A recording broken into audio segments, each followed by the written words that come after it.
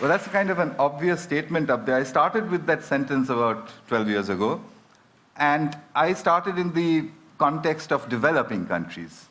But you're sitting here from every corner of the world, so if you think of a map of your country, I think you'll realize that for every country on earth, you could draw little circles to say these are places where good teachers won't go.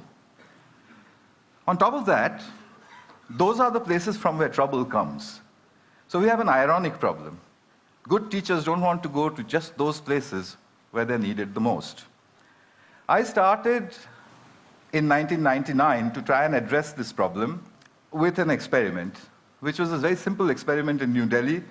I basically embedded a computer into a wall of a slum in New Delhi. The children barely went to school, they didn't know any English, they'd never seen a computer before, and they didn't know what the internet was. I connected high-speed internet to it, it's about 3 feet off the ground, turned it on and left it there.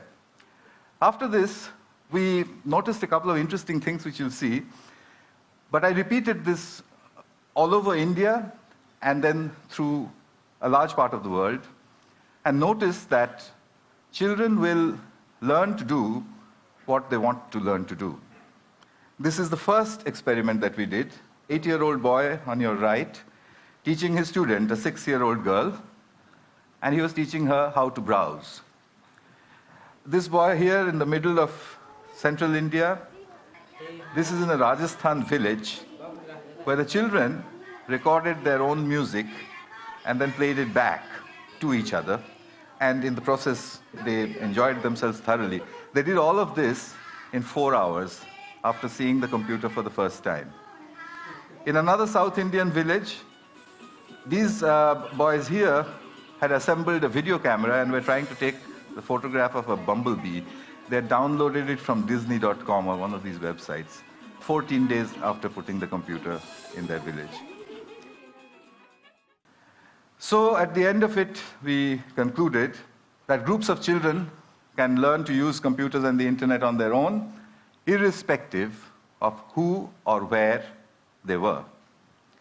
At that point, I became a little more ambitious and decided to see what else could children do with a computer.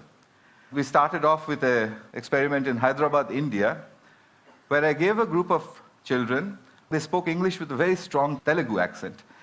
I gave them a computer with a speech-to-text interface, which you now get free with Windows, and asked them to speak into it. So when they spoke into it, the computer typed out gibberish. So they said, oh, it doesn't understand anything of what we are saying. So I said, yeah, I'll leave it here for 2 months. Make yourself understood to the computer. So the children said, how do we do that? And I said, well, I don't know, actually. And and I left.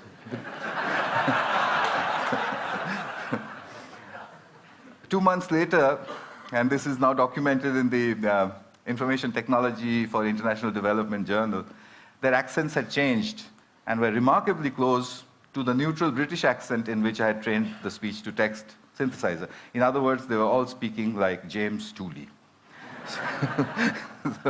So you can, they could do that on their own. After that, I started to experiment with various other things that they might learn to do on their own.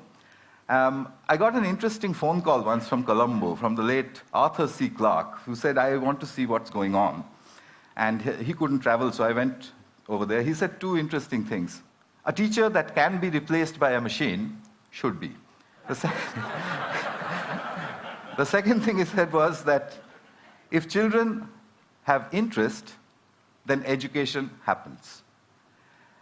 And I was doing that in the field, so every time I would watch it and think of him. Possible. And they can undoubtedly help people because the children very quickly learn to navigate the web and find things which interest them. And when you've got interest, then you have education. I took the experiment to South Africa. This is a 15-year-old boy. Chin. This is my chin. I play games, like animals, and I listen to music. And I asked him, do you send emails? And he said yes, and they hop across the ocean. This is in Cambodia, rural Cambodia. A fairly silly arithmetic game, which no child would play inside the classroom or at home. They would, throw it back at you. They'd say, this is very boring. If you leave it on the pavement, and if all the adults go away, then they will show off with each other about what they can do, which is what these children are doing. They're trying to multiply, I think.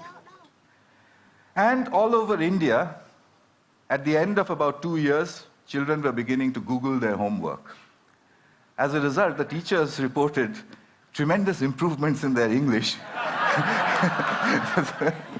Rapid improvement in all sorts of things. They said they've become really deep thinkers and so on and so forth.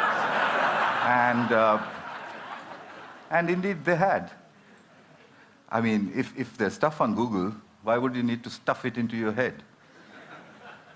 So at the end of the next 4 years, I decided that groups of children can navigate the internet to achieve educational objectives on their own.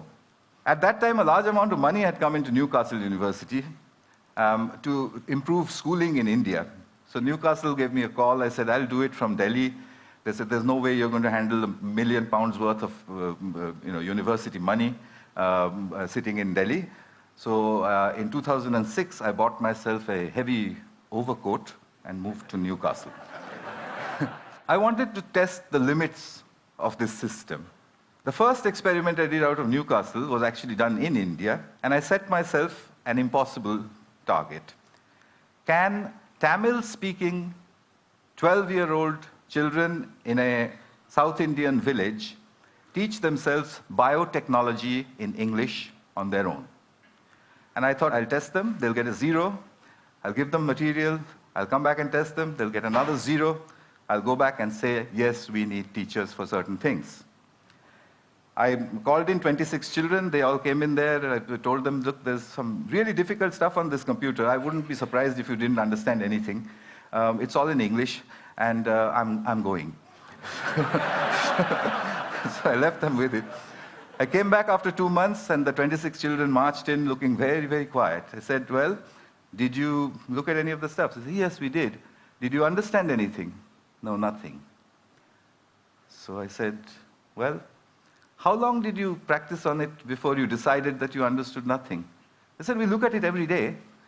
So I said, for 2 months you were looking at stuff you didn't understand. So a 12-year-old girl raises her hand and says, literally, apart from the fact that improper replication of the DNA molecule causes genetic disease, we've understood nothing else.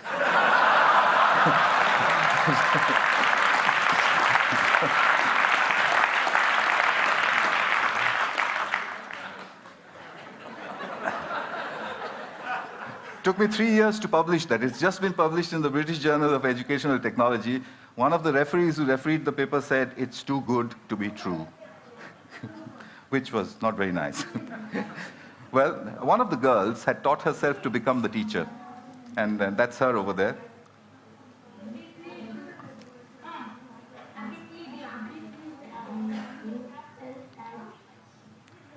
Remember, they don't study English. Where is it? Where is it? Neuron?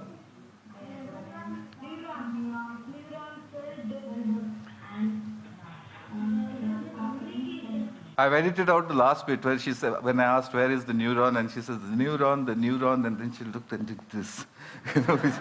But her expression was not very nice. So their scores had gone up from 0 to 30%, which is an educational impossibility under the circumstances. But 30% is not a pass. So I found that they had a friend, a local accountant, a young girl, and they played football with her.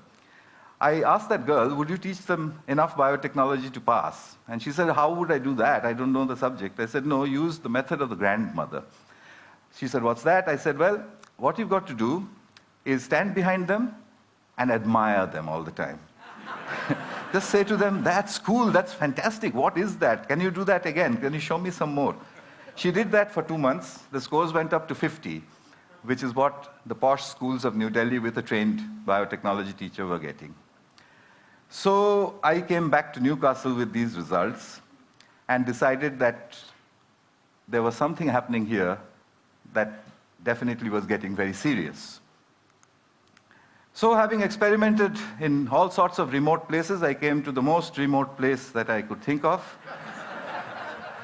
Across the River Tyne, 5,000 miles from Delhi, is the little town of Gateshead. In Gateshead, I took 32 children, and I started to fine-tune a method. I made them into groups of 4. I said, you make your own groups of 4. Each group of 4 can use 1 computer and not 4 computers. Remember, from the hole in the wall. You can exchange groups. You can walk across to another group if you don't like your group, etc. You can go to another group, peer over their shoulders, see what they're doing, come back to your own group and claim it as your own work. And I explained to them that a lot of scientific research is done using that method.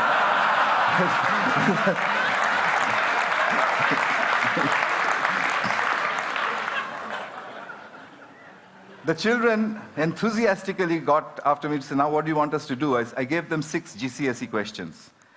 The first group, the best one, solved everything in 20 minutes.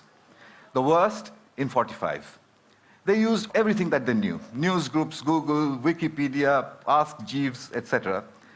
The teachers said, is this deep learning? I said, well, let's try it. I'll come back after 2 months. We'll give them a paper test, no computers, no talking to each other, etc. The average score when I'd done it with the computers and the groups was 76%. When I did the experiment, when I did the test after 2 months, the score was 76%. There was photographic recall inside the children, I suspect because they're discussing with each other. A single child in front of a single computer will not do that. I have further results which are almost unbelievable of scores which go up with time. Because their teachers say that after the session is over, the children continue to Google further. Here in Britain, I put out a call for British grandmothers after my Coupam experiment. Well, with the very vigorous people, British grandmothers, 200 of them volunteered immediately. The deal was that they would give me 1 hour of broadband time sitting at their homes 1 day in a week. So they did that, and over the last 2 years, over 600 hours of instruction has happened over Skype using what my students call the granny cloud. My granny cloud sits over there. I can beam them to whichever school I want to.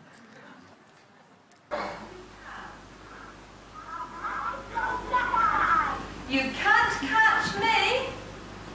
You say it. You can't catch me. I'm the gingerbread man. Well done. Very good. So we get power of the Supreme. Back in Gateshead, a 10-year-old girl gets into the heart of Hinduism in 15 minutes. Stuff which I don't know anything about. 2 children watch a TED Talk.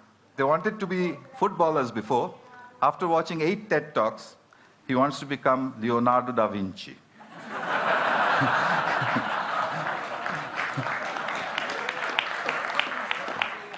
It's pretty simple stuff. This is what I'm building now.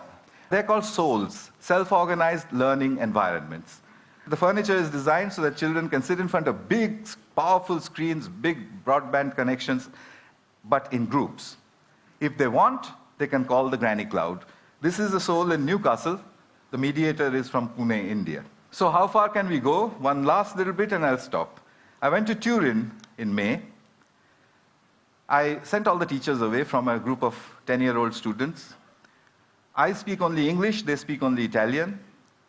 So we had no way to communicate. I started writing English questions on the blackboard.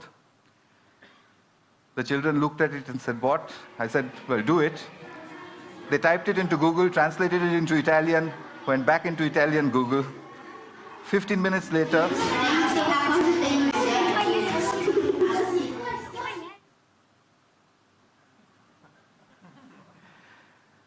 next question, where is Calcutta?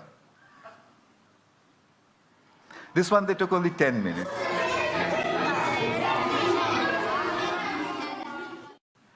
I tried a really hard one then. Who was Pythagoras and what did he do? There was silence for a while. Then they said, you've spelled it wrong. It's Pitagora.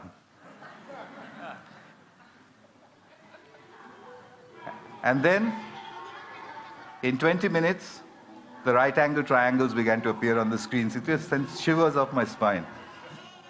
These are 10-year-olds.